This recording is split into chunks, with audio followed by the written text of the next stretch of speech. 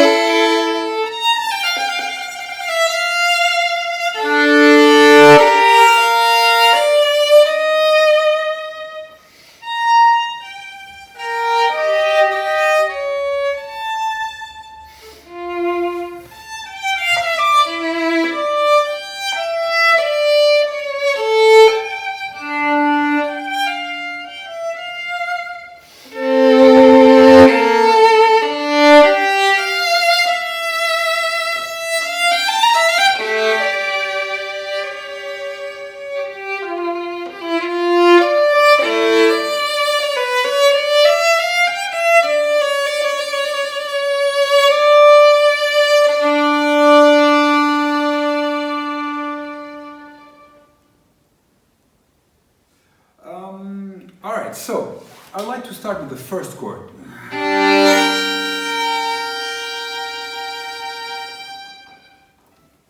A great French violinist told me one day that something very important. He said, while playing this chord, it's not only a G minor chord that you play. You also open the first phrase. And it's not only the first phrase that you open. You also open the Adagio. And by opening the Adagio, you open the sonata. But by opening the sonata, you open the full book of the sonatas and partitas by Bach, which are one of the most unsurpassed peaks of the history of music, the masterpiece among masterpieces. So it's important to have this in mind somehow. It doesn't necessarily, you don't have to think about it, I mean, in each note, but it's important to have in mind that it's not a simple chord. It's a huge world that you open. And it's important to invite the listener, the audience, to take the measure of this, of the stake of this chord, of the importance of this chord.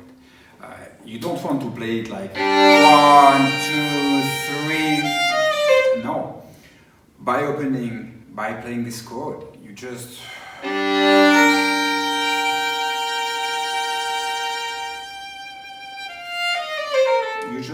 like I said, you open a door towards an extraordinary world.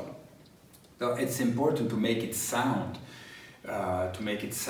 and completely freely, to open, to invite, like I say, to invite people to think and to consider it deeply. And then the phrase can develop. So let's play. First chord.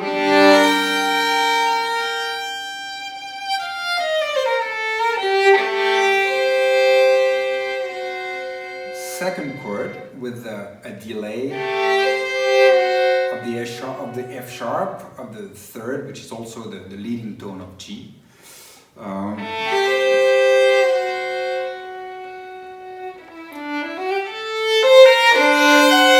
Then with the same chord, the widening of the spectrum, we are here.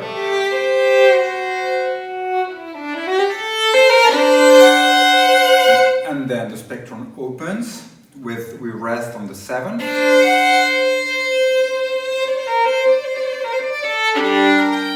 And then we end. We can give the first chord a big importance, like I said, like this. We basically start whenever we want. The second chord, this one, given the tessiture, the fact that it's a bit under, can be played in a sort of more intimate, or at least darker way. Like we are,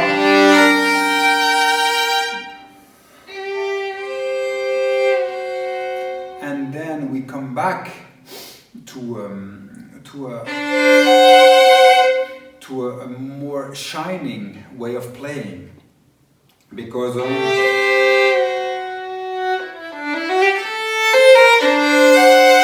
we go back to the upper register, we rest on the 7th, like I said.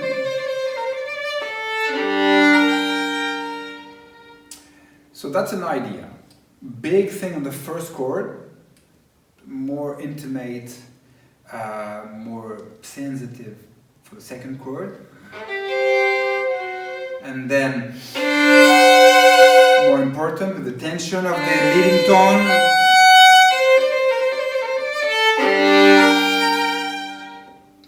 That's an option. Also, what can we do with the little notes, the little notes that connect chords? with each other. We have to keep their rhythm, of course. We don't have to sacrifice the value of the notes, but we have to include them in a draw, in a gesture, the one we can decide in real time. It can be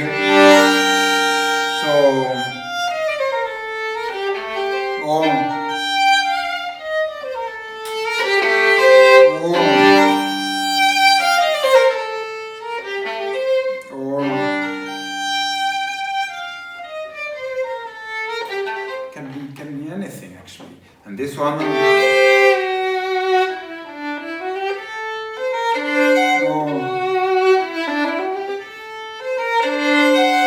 can be anything as long as they both don't look like each other too much. We don't want to do like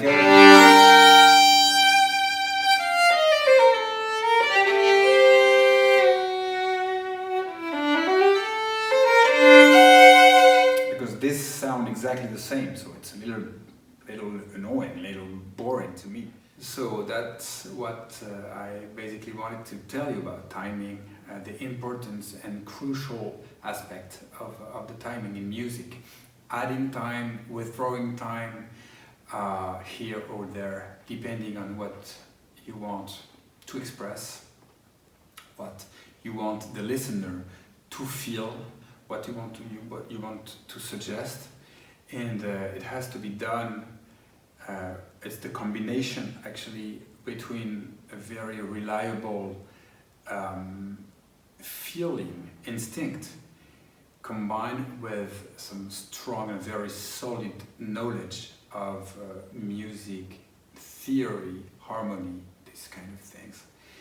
And then in real time, when you are on stage, you build your story and you make the music and the magic happen. So thank you for following, and I hope you liked it.